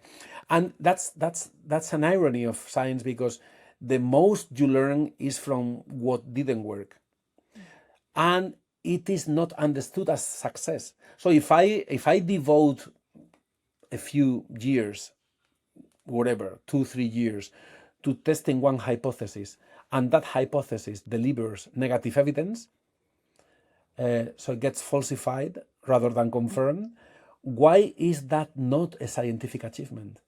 So, because you will learn a lot from that failure. You will learn that, hey, plants were not able to do this. But that's not like, hey, you see, the skeptic guy would say, you see, I was telling you. No. First, you cannot know a priori. If they cannot do this, it's got to be an open empirical question and to be based on evidence, not on a priori judgments, like as prejudices. So if it's based on a priori prejudice, I still don't know. But now that you know that they cannot do this, again, to me, that's very revealing because many times, and that's what I'm finding in what we are doing right now, many times when we see that plants under this protocol, under this experimental design, cannot do this or that, many times what you realize is that only tells against the design itself. So that only means, oh, that experimental design was not able to show this or that capacity. So it was the design itself that was wrong, because maybe it was based on animal protocols and wasn't customized to time scales of plants, many issues that relate to those biases. So to me, is any failure or not, so any confirmation or falsification of a hypothesis has got to be seen under the light of the theoretical umbrella, in which you say, hey, do we still have good reasons to believe that plants are able to learn despite this experimental design not delivering the goods? And that's, to me, the real question. It's way more important to have a solid theoretical framework, and then we will try to fine-tune those designs to make the best out of the evidence we can gather. But to me, the question is, hey, could plants truly afford not to connect the dots? So if there are regularities out there, if there are regularities on planet Earth, things happen on a regular basis, which form of, so this is to me the question, which form of life, again from bacteria, could possibly afford not to connect the dots of those regularities if they are informative on an evolutionary timescale? Who can afford to? You cannot afford to turn a blind eye to regularities that are, giving you survival edge. So any evidence whatsoever is not what's critical. What's critical is the theoretical reasoning underneath. What drives the will? Hey, I cannot picture life not caring about connecting the dots. And the nature is full of dots to be connected, because if there were not regularities around, we wouldn't be here. We are here because there is a structure out there, and we can mirror that structure in our minds. So plants are likewise mirroring that structure. Think of circadian clocks. We all evolve circadian clocks because day-night cycles. The sun sets, the sun rises, the sun sets, the sun rises. That's informative to any form of life whatsoever. Who could afford not to connect those dots? All life evolves circadian clocks, from photosynthetic bacteria to Homo sapiens. So you see. But plants have a sort of quantum lock with the sun, don't they? I mean, they don't experience jet lag, do they? Or do they? Well, that's what we are studying. You see. So chronal disruption. So think of chronal disruption. So people working night shifts in hospitals. Right. They have these issues because you are out of tune. You are not in sync with planetary rhythms. So metabolically speaking, physiologically speaking, there are all these things we are messing up. Like, because for your body, your clocks tell you one thing, and then you are on a night shift, and then the next day you are on a morning shift. So life is messed up by being out of sync. So why plants wouldn't be messed up by being out of sync? It makes no sense. Yeah. You see? Now, a different issue is true that circadian clocks are so robust. That's why what we are doing at the moment, we study climbing beans, like this folding pattern, their leaves, this is called nyctinastic behavior, right? The folding or their leaves at night. So most legumes fold their leaves at night and they unfolding in the morning, right? They do it anticipatorily. So they fold their leaves before the sun sets. They unfold them before the sun rises in the morning. So it's circadian based. So they have their clock, they're ticking. They know it's time to go to bed. They know it's time to wake up in the morning, right? Which, funnily enough, when last week I was giving a talk and I was asking the audience, hey, do bears sleep? Yeah, sure, of course.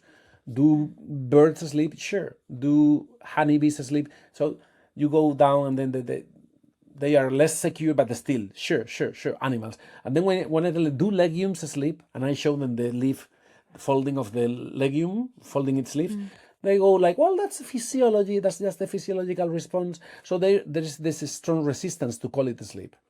Right. And then if you think, what's the evolutionary function of sleep? Is to repair DNA. So being alive, doing things, is metabolically expensive. So you need time off. You need a break. Life needs to take a break. You cannot be 24/7 on coffee, right? So we need a break. To repair, molecularly speaking, to repair our bodies. So plants are like animals in that respect. They need to take a break, right? Why do we find it so unpleasant to put us all in the same basket as life needs sleep, right? And then, sure, we are inducing jet lag to plants. So we shift the photoperiod, like we in an artificial setting in the growing chamber. So we shift the photoperiod such that the sun sets and the sun rises at a different time from what they used to be. Now, the circadian clock is very robust, so that you will see the folding taking place. But we are time-lapsing plants, so we can check the footage and see when they started to fold their leaves and unfold them. But we are also inserting electrodes to register the electrophysiological activity, to see if there is an early marker. So again, going back to the human analogy, I might see my sister who has night shifts in hospital, like coming out of a night shift and looking normal. So over behavior, she might look okay, but she might be messed up electrophysiologically, right? So even though on the time-lapse footage, the plant looks okay, we might see markers that correlate with jet lag at an electrophysiological level, right? Then you know what happens with melatonin, what happens with we humans. We cross the pond, we take synthetic melatonin, or you cannot sleep, you help yourself to the tablets on the cupboard. So we take synthetic melatonin. Plants biosynthesize their own melatonin, right? So, and yeah, it's amazing. We don't see it. It's the same with, as I mentioned, anesthetic properties. Like plants being stressed, they biosynthesize molecules with anesthetic properties. We take those molecules and make a patent and synthesize them for pharma. But we don't think twice that it has got to play a role for the plant itself. Otherwise, why would plants biosynthesize molecules that have anesthetic properties? So we don't see that. I have this conversation with people, and maybe I'm wrong, but as far as I know, plants can put themselves into an anesthetized state where they basically shut off their transpiration and under stress. So I think that that's incredibly evolved. I think that the level of consciousness you would have to be able to I ask people, can you shut down your breathing because you want to, because you're scared, because you think it's better if you just can you no, you have to commit suicide if you really we are on out, autopilot. You have to like actually go get a thing and but you see, plants can just with their whatever mind, right. Because they have different problems, they come up with different solutions. So they cannot flee, they cannot run away from predators. So they divide and conquer. They cannot. So anything that we see like a shortcoming, they find a different opportunity with a different bag of tricks. They have their own. I feel like that's not a shortcoming. I feel like that's like an indication of how sophisticated and conscious and evolved they are, that they're creatures that can do that.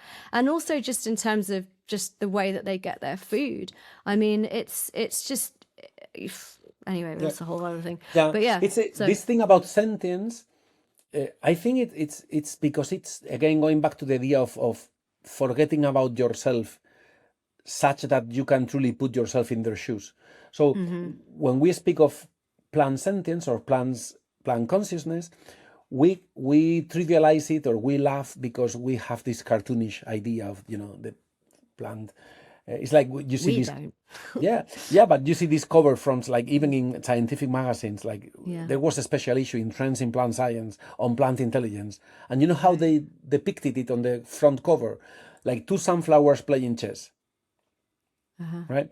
So it's so difficult, even from the perspective of the arts, to represent the idea of plant intelligence without going to the human analogy, like, oh, being smart, okay, they've got to be playing chess. I mean, it makes no sense. So by the same token, when we try to visualize, okay, plant consciousness, we go to these cartoonish versions of, okay, is the plant saying, hey, hold it, don't breathe? So we visualize it in those terms and then we trivialize it. But if only we could forget about ourselves, that measuring rod, it would be so much easier. It's a question of the format. If we found the right format to represent it, then it wouldn't be so outrageous to these skeptical guys who. Well, I mean, I've heard plants sleep through the sonification. Like it changes, and Oh, it's. definitely, I've definitely. heard them wake up, and like I hear them. I've like If they chill out, if they get hectic, if they, yeah, it sure. it changes. I mean, you can hear it, and I think that that's what's so useful about the plants aesthetic sonification project, is that it kind of cuts through a lot of that difficulty that you're pointing to, which is the contextualization of what the meaningness of life is. Like if it's not through the contextual lens of playing chess, then what's the contextual lens?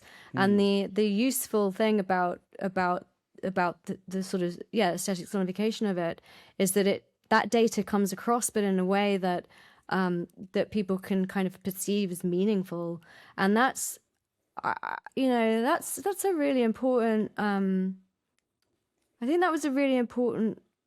That's a really important thing that we've got in our tool belt now as representatives of. I take it very seriously. Representatives of an entire form of life that is terribly underrepresented and very abused. So Absolutely. So Yeah. between these experiments and between, actually being able to make empirical evidence to prove these things, and then also experiential evidence that's not necessarily evidence of much more other than, the fact that perhaps a plant is an embodied quantum field. And that's why it doesn't have a centralized nervous system and all this, because it's coherent with itself. And it's in a state of coherence. It doesn't require these kinds of mechanisms that the Yeah. human They has they to don't be have able our to problems. cohere. They don't have Yeah. our problems, so they don't need to try to So mimic us. Anyway, hey, shall we leave it there? Yeah, it's been yeah, 2 hours. It's yeah. great conversation, but I'm starting to be a little bit drained. I need, I also need to pee. So yeah, that's a good. Well, so let's both go and pee. So no, thank you so much. I really enjoyed it. It thank was a you. Me great too. It was chat. great. Yeah. I Oh, I look mean, forward we've to been for like. 2 hours. It's amazing. Time flies. Yeah, I'm not surprised. I'd love to come down and visit your lab and like see what you're up to, and Oh, please, you're yeah, it'd be great. welcome anytime. I have so many like technical questions that would be really boring for people, I think, but Hmm. I'd love to show you around.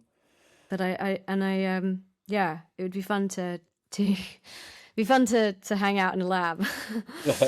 So, well, thank you Cool. so much, and Yeah. I really respect and appreciate your work, and I hope that you get the support that you deserve, and that that you Fi- continue on. Yeah. No, I can't complain. So far, so good. But always fingers crossed. You'll yeah, it'll work. It'll work out.